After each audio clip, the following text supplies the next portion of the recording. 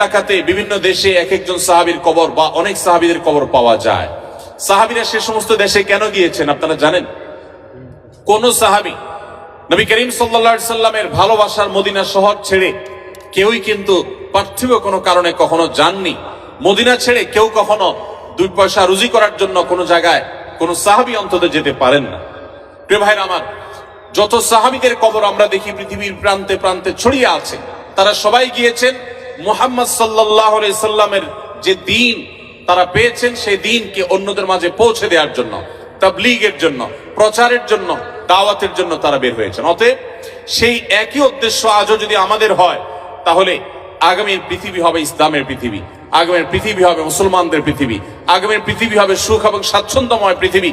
আগামী পৃথিবীতে ডিপ্রেশন থাকবে না, আত্মহত্যা থাকবে না, মানুষ কষ্টে থাকবে না।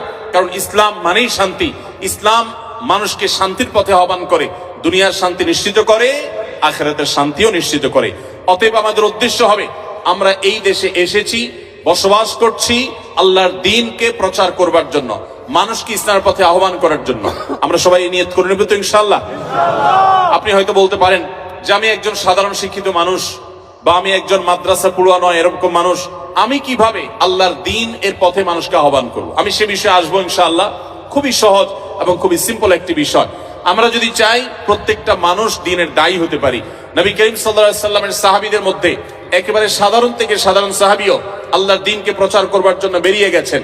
তাদের মাধ্যমে শত শত মানুষ মুসলমান হয়েছেন।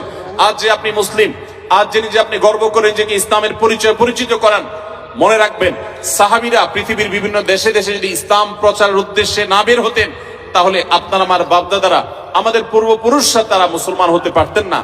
আমরাও কিন্তু মুসলমান এই পরিচয় গর্বের সাথে দিতে পারতাম না। অতএব আমাদের আগামীর পৃথিবী যদি মুসলমানের পৃথিবী হয়, আগামীর পৃথিবী যদি ইসলামের পৃথিবী হোক, সেটা আমরা চাই, তাহলে আমাদের উদ্দেশ্য হতে হবে আদ-দাওয়াতু ইলাল্লাহ, বা আল্লাহর পথে